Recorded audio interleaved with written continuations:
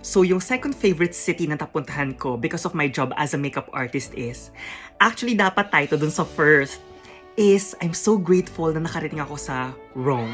Kasi never ko inakala sa buong buhay ko na makakapunta ako ng Rome ever. Pero yun nga yung sinasabi nila, di ba?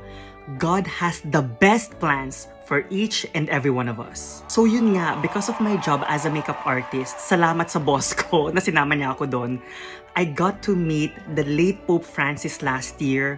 Tapos, alam mo, nagmano ko sa kanya, tapos nahalikan ko din yung kamay niya. Grabe, sobrang bait ni Pope Francis. Rome will always be special, lalo na sa ating mga Pilipino. Kasi 'di ba, tayong mga Pilipino, madasalin.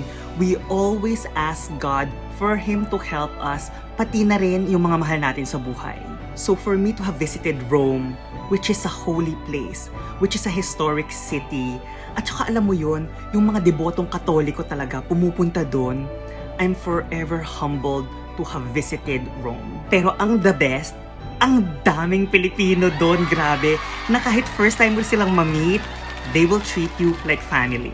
Kaya sobrang nakaka-touch kasi sobrang bait ng mga kababayan nating Pinoy doon. Sana mabisita nyo rin ang Rome at abangan yung pangatlong favorite city natin bukas.